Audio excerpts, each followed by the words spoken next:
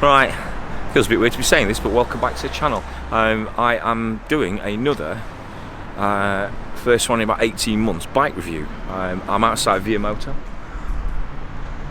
famous Via Moto in Sheffield, at the invite of Gary Fenton, who's contacted me recently and just said that he'd got a really interesting bike that he thought I'd like. I happen to have a bit of free time. Would I want to have a go on it? I was like, yeah, why not? So my Moto Guzzi video that I did, I don't know, a year or so ago now, was so well reviewed, well thought of and viewed.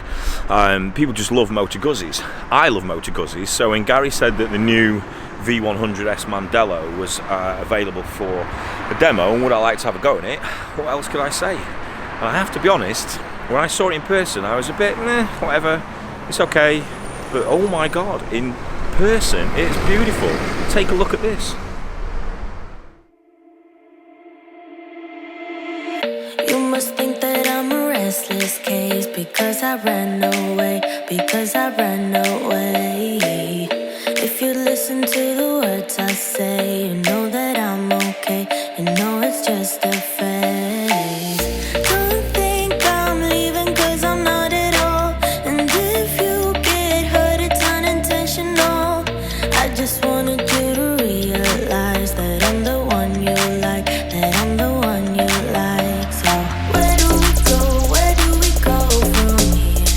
Where do we go I don't know. Where do we go from here? Where do we go from here? Where do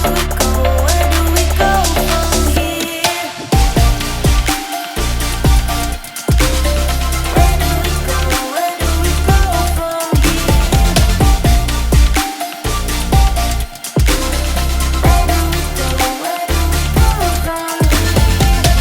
Baby, I've been busy missing you. Say, have you missed me too? Say, have you missed me too? Was this intermission good for you? Yeah, was it good for you? Or are you just confused? Don't think I'm leaving cause I'm not at all. So if you get hurt, it's unintentional. So what do you think about that then? Way better in person. Right, I'm going to go and put my helmet on and go and take it for a run. It'd be usual. Right, I'm going to start this with walking back from the petrol station test. Some might say the famous walking back from the petrol station test.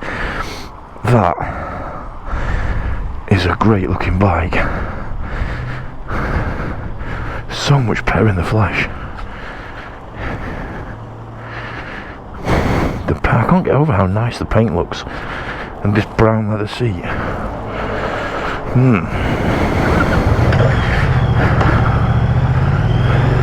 Right, walking back from the petrol station test, firmly passed.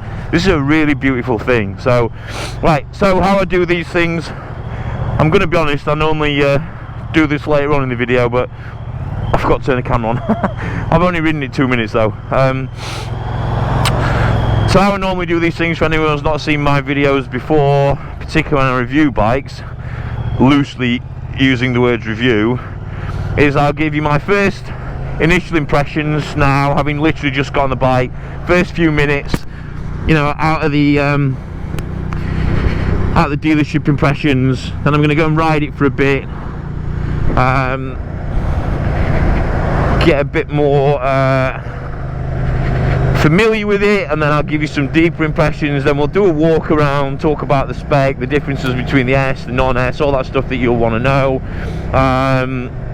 and then I'll wrap it up with my sort of final conclusion or opinions at the end of it. So without further waffle, initial impressions are comfortable. First thing I thought is comfortable. It's nice and low to the ground. It's not too low. It's not like a low ride or anything like that, but you feel, I'm 6'4", my feet are sort of nicely flat on the floor, reasonably bent knees, so someone of shorter disposition will be fine on this, I am confident. It feels smaller than it looks, and it feels more nimble. Now, there's lots of technical talk about what they've done with this compacted transverse V-twin engine, check me out, and obviously compact, the clues in the name, they've made it shorter, not sure that's the right word, more compact, with an aim to improve the agility and all that kind of stuff. And you can tell, it feels really nimble, so it feels super comfy, really nimble, and the riding position feels perfect. It doesn't feel too lazy, and I'm certainly not over the front of it. It kind of feels a bit, how can I explain it? A bit of a cross between a Tuono and my Multistrada. That's not explaining it very well. It feels really comfortable. It feels like you could do a long way on this. The seat's beautiful. The next thing that I think about, first impressions, is the noise. The noise is beautiful. It's just low down grunt, and it feels and sounds like a Moto Guzzi. That's evident immediately from riding it. Sorry. None of the Moto Guzzi-ness. I told you not to expect much in these videos. None of the Moto Guzzi-ness has been lost in the efforts that they've made to modernise it. This is a from the ground up new bike. You know, they've even gone as far as, which I'll show you the wings in a bit. In fact, hang on, watch this. Put it into sport mode, which you do with the button down here. See the wings come out then? And then back in again. If I take it out of sport mode, they spent apparently, now I'll be honest, I'm repeating shit I read here, but they spent over 200 hours in the wind tunnel on this bike, just getting these active aerodynamics to work. And they changed based on the riding mode. There's Öhlins EC2 suspension on the S model. Look at the dashboard, for instance. I mean, it's a super updated version. So it looks very much like, and the navigation around it, which is one of the things I don't like actually, is the same as the RSV4 and the Aprilia model. So, you know, but it looks cool. It looks modern. There's all the tools on here, heated grips. The windscreen is electronic.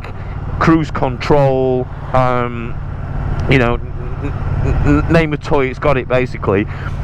But it feels, trying to make my point in a long-winded way, really still like a Moto Guzzi. It's still vibey, it's still, you know, grunty, the noise of it, and that's really important, because, you know, Moto Guzzi have got a long and decorated history and tradition in building bikes, and I think what they've tried to do with this is to stick to that tradition, but in a modern way. So when you look at it, that's another thing from a first impressions point of view, for sure. It looks beautiful, and I may repeat myself in this video, and that's just how I am, but it looks absolutely gorgeous. Completely different to when you look at it online or on a piece of paper, I can promise you that. It looks like, how can I explain it? It kind of looks like a cross between a retro bike and a concept bike. And I know that sounds weird, but you're going to have to trust me. Go and have a look at it. But for me, it looks stunning. And it's quality. That's another thing, immediate feel. The things that you touch, the paintwork is lush. The seat, look at the brown leather on the seat, it's absolutely beautiful. And like I say, with the things like the Öhlins EC2 suspension, it's a quality bike. It's not a cheap bike, 15,750 I think, but I'll confirm that later. But it's quality. And that is important. What else? Handling's nice and nimble. It's manky today. The roads are not pleasant at all, but it's lovely and nimble. Feels nice and solid. Plenty of grip in these wet conditions. And the grunt, oh, lovely grunt. It's got such beautiful power delivery, and the throttles extremely smooth as well. The connection between the throttle and what's actually going on feels really nice. Brakes, yeah, decent, nothing much to say about them. You know, I'm not pushing them hard enough to get them anywhere near a limit, but they certainly feel sharp and responsive. Back brake's nice, which is a pleasant change from most fucking bikes. What else? Gearbox, quick shifter on the S model. Quick shifter up and down, and there's no jerkiness. It's really smooth. Yeah, so that's kind of everything's really positive. The only thing I don't like or like, I don't like, but I just find the moving around the menu system on these sort of Piaggio based models are just a bit faffy. You know, a couple of the other manufacturers do it a bit better, but yeah, I'm being nitpicky in the interest of being fair, not overly biased, because I do like a Moto Guzzi. So yeah, so what I'm going to go and do now, I'm going to go and do some more miles on this thing, get a bit more experience with it, and find out some of the things that will uncover themselves over time, and then I'll check back in later. Oh, that low down power, that's 5th gear from nowhere. Whoa, lovely. Yeah, I'll check back in later and give you sort of a bit more of an educated opinion rather than me just doing a blurty brain dump. Yeah, alright, catch you in a bit. Right, been out for a while on this now. Look at that. I don't know what I'd describe it as. Is it a roadster? Like I don't know. It's not a tourer. It's definitely not a tourer. It's different character to that. It's faster than a roadster, more nimble than a roadster, for sure. It's kind of a hybrid bike. This kind of ticks a lot of boxes. I'm just really, really surprised by how gorgeous it looks. I mean, look at that. Single-sided swing arm. Shaft drive. Nobody likes clinging in chains in this weather. Look at the state of the roads. See the ice still in the puddle there? Yeah, I go to extreme lengths when testing these bikes for you guys. This country road is horrible. I'm going to take it off now and take it for another spin. I was talking earlier about how it feels it's Guzzi-ish. It feels like a Moto Guzzi. I listen to the engine. You know, it's got that real low down grunt and vibration, but this bike's been built from the ground up essentially. A little birdie, my friend Abby, who I trust in these matters of technical knowledge, tells me that the team who were responsible for this bike were in part, at least, also responsible for the RSV4, and it was developed in that Aprilia factory, and you can tell. Like, I know that sounds like a placebo effect, but you really can't, because it's almost, I'm hesitating because I can feel the Tuono people frothing and writing me evil comments now. It feels very similar to a Tuono, to a Moto Guzzi Tuono. Just in its nimbleness and riding position, and it's not as powerful as that, clearly, but the grunt and everything is everything you need for disgusting roads like this. Look at the state of it.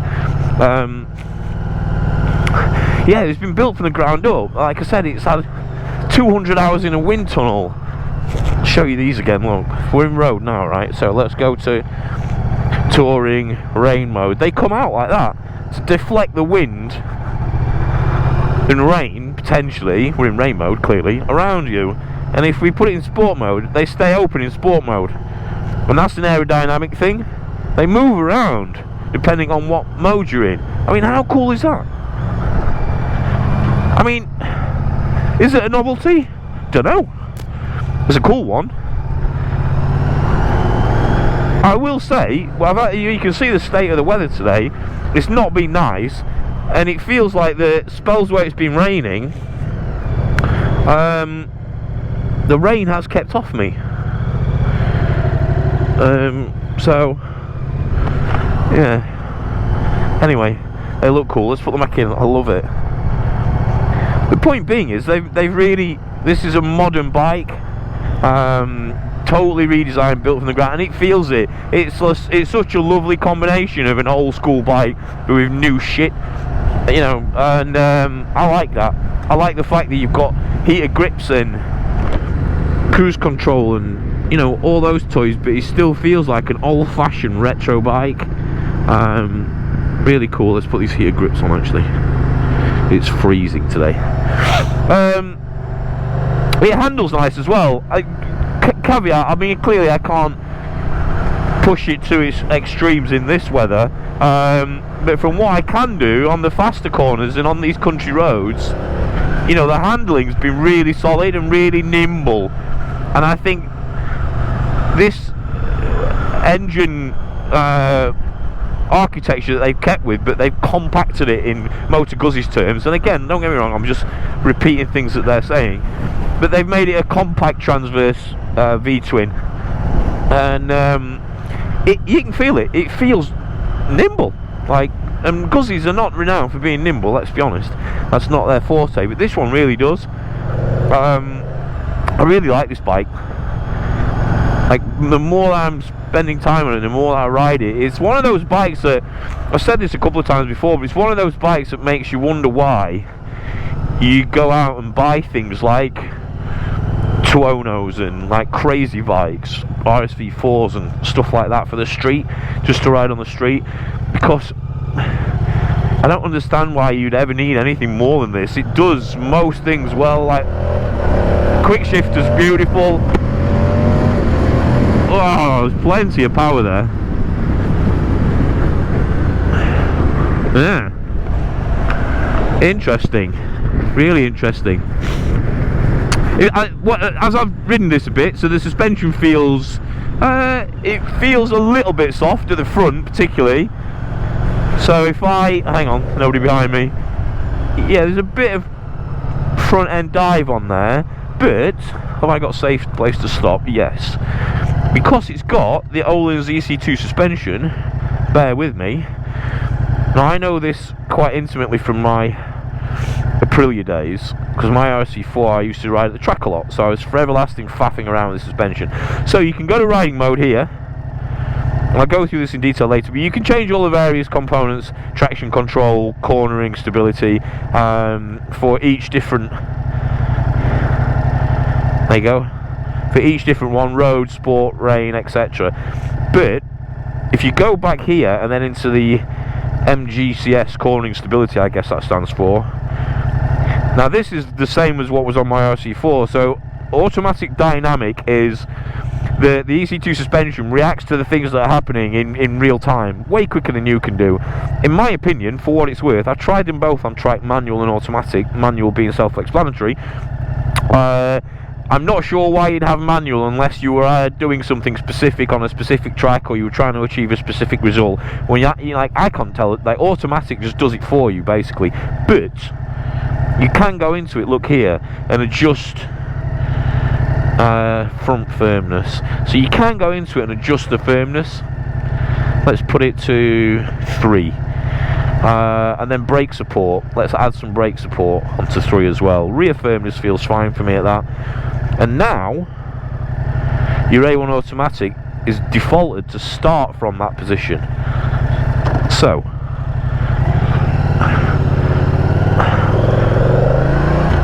let me show you.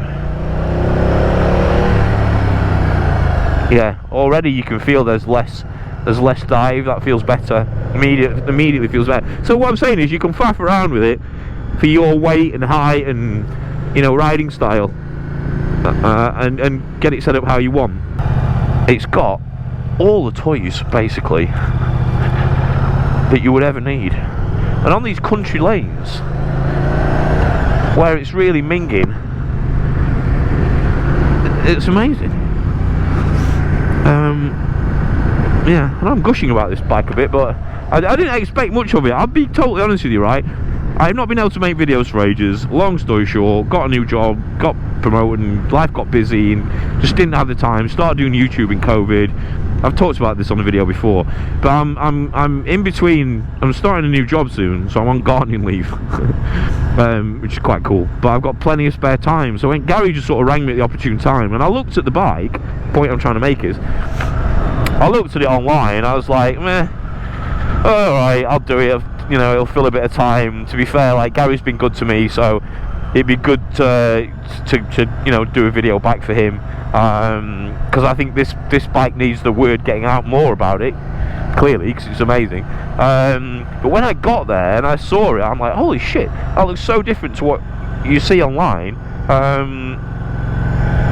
And riding it is just an absolute revelation. Like I said, it's a modern retro bike. It's a cross between a concept and a retro, and I mean that in terms of technology and feel and rideability as well as looks. So it still feels, when you open the throttle, like a Guzzi, but then you've got cruise and you know, 6-axis IMUs and all that kind of stuff. That's probably, if I were to do a strapline as a marketing manager, which I am definitely not, best of both worlds, this bike.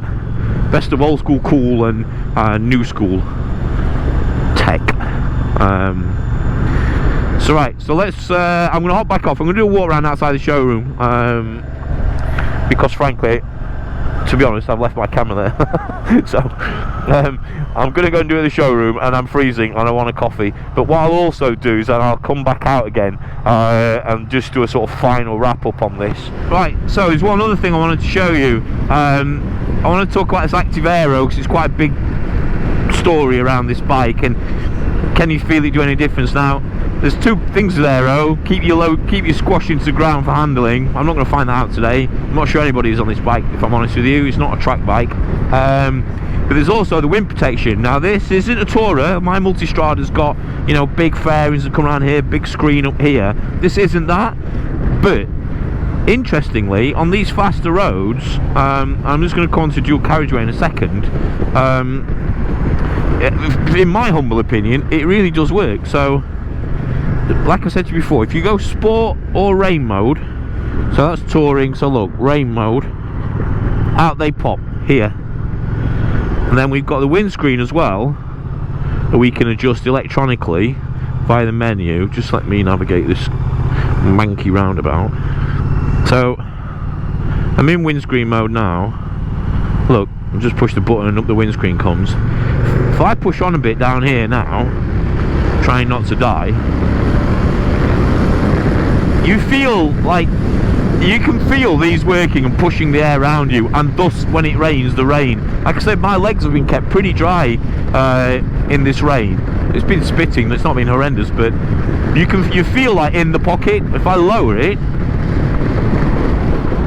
yeah, you can feel it. It pushes it just about over my head, and I'm 6 foot and a bit. So yeah. So novelty, gimmick, maybe, depending on how they're marketing it, but for actual real world riding, which is what we're all going to do, you know, days like this, it really does keep the wind and elements off you quite well, actually. You can literally feel it when you're going faster. You can feel the air being directed around you, which actually also keeps you warmer. It's about 5 degrees at the minute. This roundabout is notoriously slippy because diesel comes off that petrol station. Oh, I hate it. Oh. Yeah, you can feel it pushing it around you. That gearbox again, really nice. Right, anyway, sorry, I had to get that bit in. I forgot, and it's really important. Walk around. See you in a minute. Right, so let's do a bit of a walk around and spec chat for you guys who want to know. So this is the S. This comes in two different models.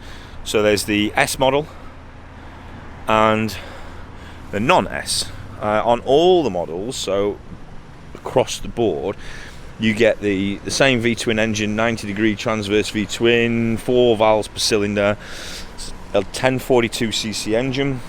Now, it says it produces 115 horsepower at 8,700 RPM. It feels a lot faster than that, especially low down, excuse me. 105 newton meters of torque at 6,750.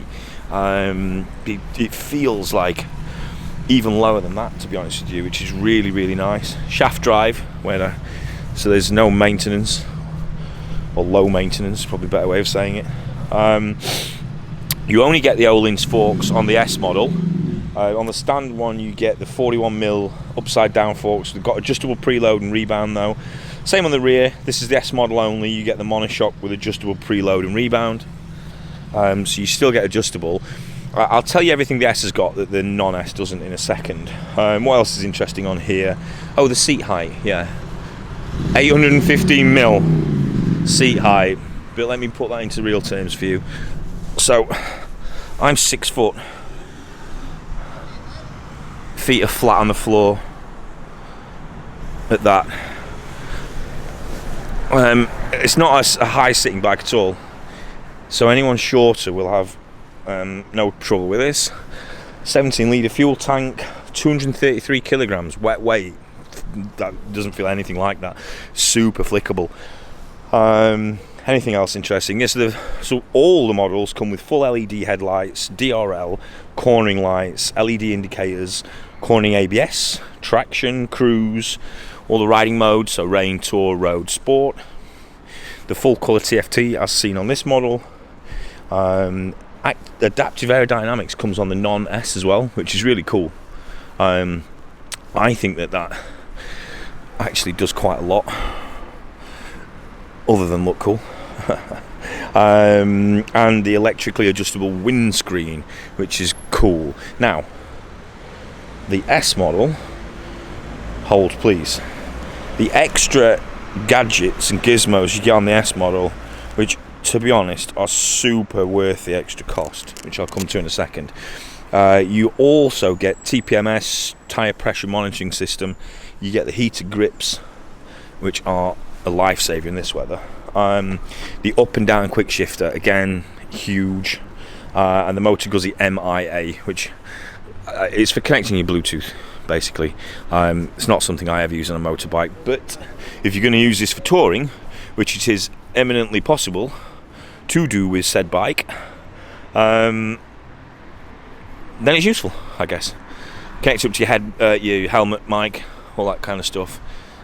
Yeah, I want to go back and ride this a bit more now, and I'll give you sort of full conclusion. What a good looking thing though. Right, catch you in a bit. I'm going to give you my conclusions now as I ride back to Via Moto on this. It's just about to bang it down as well.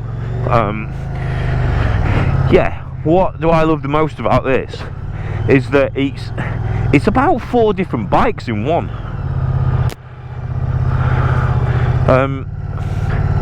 How can I explain it? It's a cafe racer. It's almost that kind of vibe.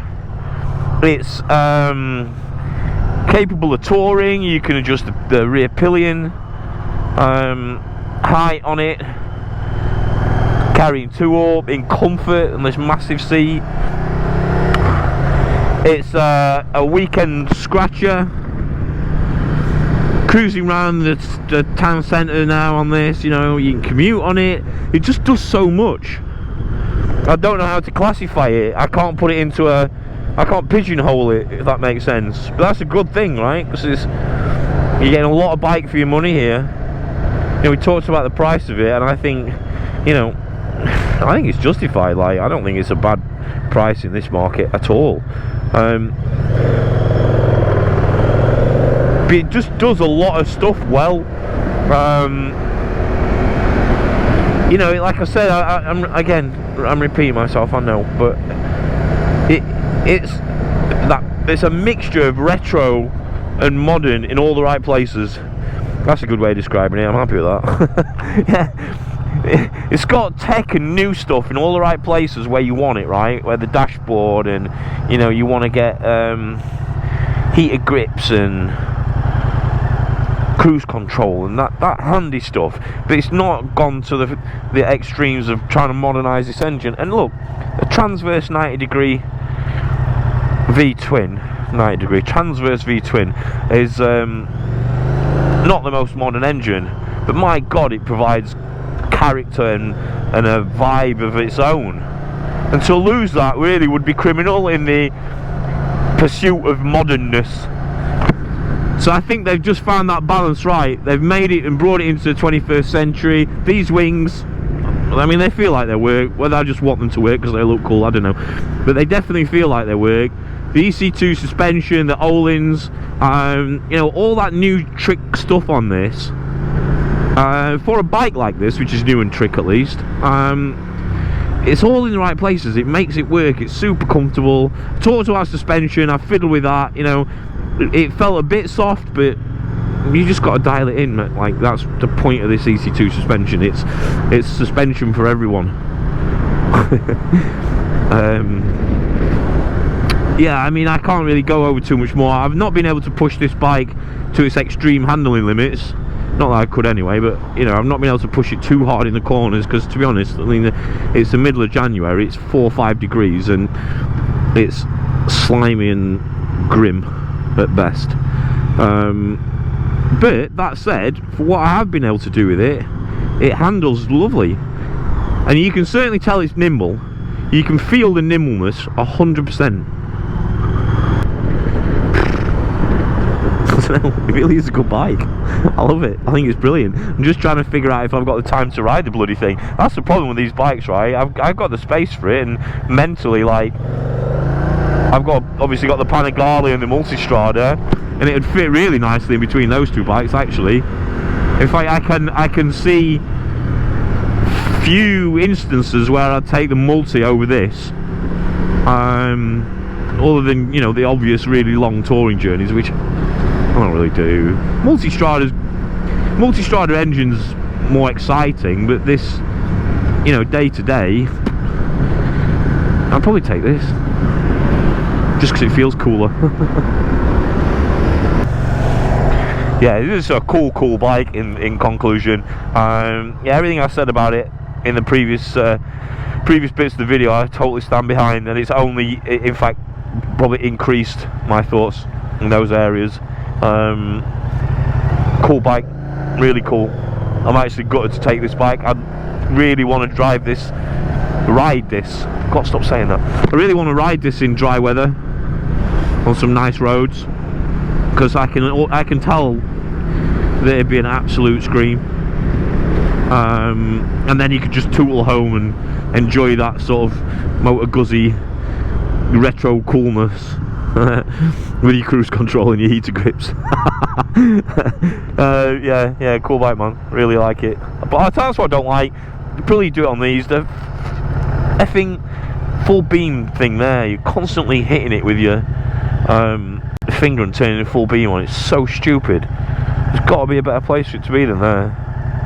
There you go. I really don't like that. Yeah. So, big thanks to Via Moto at Sheffield, particularly Gary Fenton is the guy you want to ask for if you're interested in having a test ride on this, which I would strongly advise. Yeah, give Gary a call. He's a good guy, and I'm sure he can hook you up with a test ride. I would really guide anyone to have a go on this. Yeah, for sure. Yeah, alright, cool. So all that being said, I know I'm a bit out of practice for these videos. Sorry if it's a bit repetitive and rambly and all the rest of it, but that's, to be fair, that's just how all my videos are. But I hope you've enjoyed it. I hope it's been useful for you. If you're considering this type of bike or buying something like this, and if so, drop me a like and subscribe. Probably not making a difference because I upload a video once every blue moon, so it doesn't really matter how many subscribers I've got if I don't upload. But do that anyway, because that'd be cool of you. Yeah, thanks for watching. I really appreciate it, and goodbye.